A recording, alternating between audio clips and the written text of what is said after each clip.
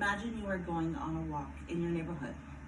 On that walk, how much garbage and plastic will you see along the side of the roads or along the trails you are walking?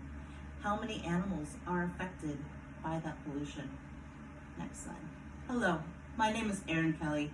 I have watched animal and nature documentaries, such as A Plastic Ocean, for many years, learning about how humans and plastic have affected the world. I have seen plastic and other garbage litter our local waters and lands. I have 2 kids at home that are seeing the garbage and the effects on the lands around us, wondering how we as a family can make a difference. Growing up, I never paid attention to either the amount of plastic I use or the amount of garbage that I saw laying on the ground. Now, as an adult, I can't help but think, as I see everything piling up on the streets, how much garbage and plastic I am using every day. Next slide. According to the website sciencemuseum.org.uk, accessed August 8th, plastic was first created by a Belgian chemist named Leo Baekeland. Over the next couple decades, the plastic formula changed to try to make a material that was stronger and more heat resistant while using waste materials from processing crude oil and natural gas. This ultimately led to the creation of polyethylene, which is strong, flexible, and heat resistant. These qualities that make plastic desirable are the same ones that are ruining our earth. Plastic does not break down and disappear. What it does is break down into smaller and smaller pieces until it becomes microplastic particles.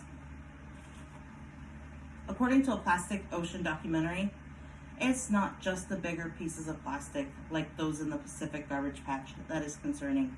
It's the microplastics that's causing a plastic smog along the ocean surface. To continue on that point, the website biologicaldiversity.org, accessed June 8th, states that there are 15 to 51 trillion pieces of plastic in the world's oceans, and that there is not any square mile that is free of plastic pollution. Not only are animals getting caught in the pieces of plastic that have landed in the water, but more and more animals are consuming this plastic thinking it is food. Many of these animals, such as fish, birds, and marine mammals, have stomachs filled up with plastics and end up dying from starvation due to blockages in their digestive tract. According to the blog WWF Australia, published June 26, 2003, 81 out of 123 marine mammals species are known to have either eaten or been strangled in plastic, including all 7 of the sea turtle species. Next slide. Currently, it is hard to go shopping or buy anything without having some sort of plastic attached to it. In fact, according to the documentary A Plastic Ocean, which was released in 2016, it was estimated that every single person on the planet would use and dispose of 300 pounds of single-use plastic that year, which most of it ends up in our waterways and oceans. With the increase of production of plastic, people have to figure out what to do with the plastic they don't need anymore. Unfortunately, only a very small portion gets recycled. According to A Plastic Ocean, about 8 million tons of plastic are dumped into the oceans each year, and about 70% of that sinks to the bottom of the ocean. When thinking about the amount of garbage and plastic that ends up on the ground and in the water, many people wonder, how can we make this stop? The answer is, it all starts with each one of you reducing your plastic and waste. Next slide. I'm sure that most of you have heard the old adage, reduce, reuse, recycle. Probably in your elementary class like me. As elementary as it may seem, it is a great starting point for those who want to reduce their plastic usage and waste. Next slide. Reduce. In order to reduce your plastic usage, a good starting point is to see what you can reduce the amount of plastic used by you and your family.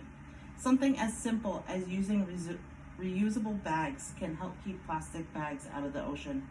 According to the National Resource Defense Council, a group of activists, scientists, lawyers, and other environmental specialists who confront topics such as the climate crisis and help protect the planet's wildlife and the earth writes on their website, Access June 8th, that California having a bag ban has reduced plastic bag usage by 85%. They go further on to write that New York uses 23 billion plastic bags each year. Imagine if more states and more people decided to use reusable bags. Another way to help reduce plastic is to invest in reusable items to replace the single-use items like straws, water bottles, plastic wrap, and Ziploc bags. These all have reusable options available to purchase in stores. Using a reusable water bottle can help keep an average of 156 plastic bottles from ending up into the ocean each year. That's a statistic pulled from the website inspirecleanenergy.com and Access June 8th. Another way to reduce plastic is to buy things in bulk, such as rice, beans, seasonings, and use your own storage containers rather than those that are pre-wrapped in plastic. Next slide. Reuse. After we take a look at what plastics we can replace at homes, the next step is to reuse what we do get. This will look different for each home because not everybody buys the same things. If you happen to have Ziploc bags on hand that you end up using, you wash them out and reuse them another day. Maybe you turn your butter tub into a plant pot, and your clean laundry detergent can make a great watering can. The world is your oyster when you use your imagination and think on how you can reuse some of the plastics that is in your life. Another way to reuse is to actually buy secondhand. Not only will this help keep additional things from becoming trash in our landfills and waterways, but it can save you money. Next slide. Recycle. The last way you can help reduce plastic pollution is by recycling. Recycled plastic can turn into plastic bottles, plastic toys, tableware, shoes, bags, chairs, and even rugs. According to a USA Today article published June 22nd, 2017, Reprieve, a textile company that uses recycled materials to make their clothes, stated that if everyone recycled just one plastic bottle, they could make more than 54 million t-shirts or 6.5 million fleece jackets with that recycled material. While these numbers are great, especially for this company, unfortunately recycling in the US is a bit flawed and the industry has been decreasing throughout the years.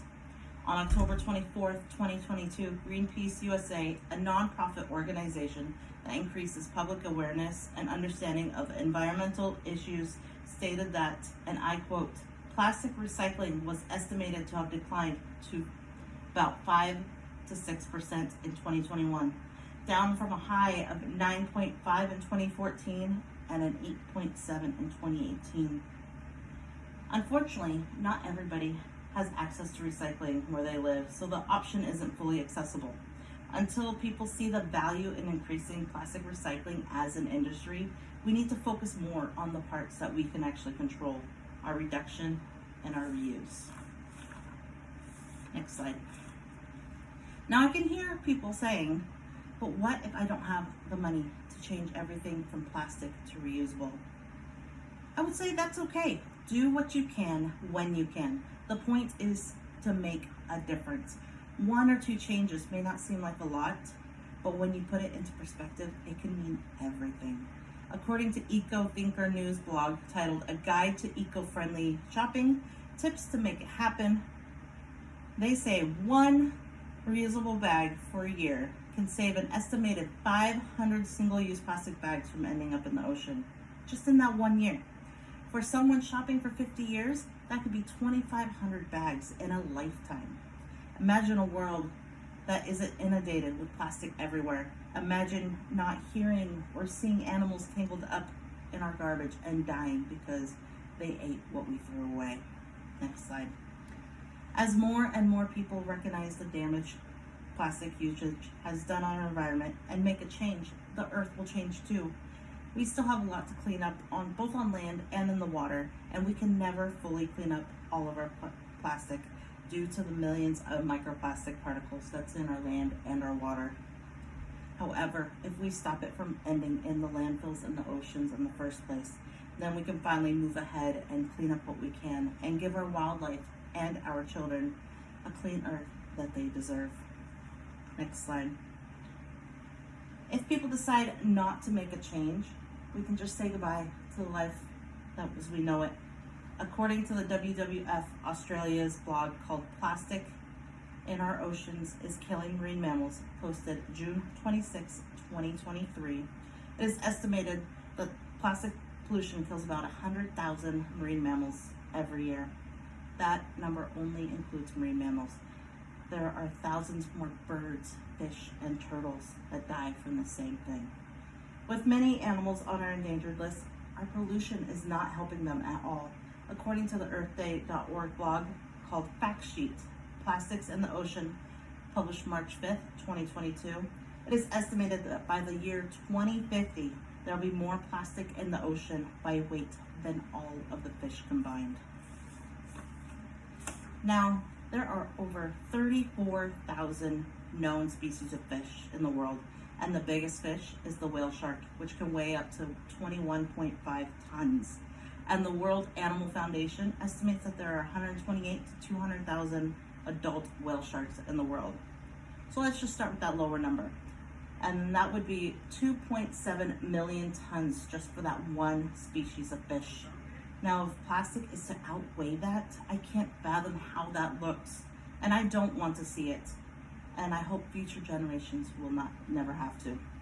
With that much pollution in the water, we will see species go extinct and large populations of people that rely on fish for food slowly starve to death. Next slide. With the amount of plastic pollution that is being used and discarded, we are slowly suffocating our earth and harming the animals around us.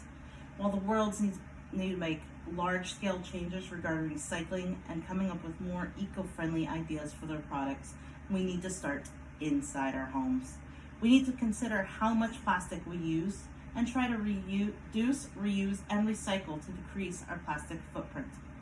Not only do we owe it to the animals that are being caused harm due to our carelessness, but we also owe it to our children to give them a world where they can thrive in a clean world and not fight to survive in a land of plastic waste. So I ask all of you to take a look into your lives and see what changes you can do now to help make a change and change the tide against plastic pollutions. Just like a pebble dropped in the water, one small change can lead to big waves. Thank you.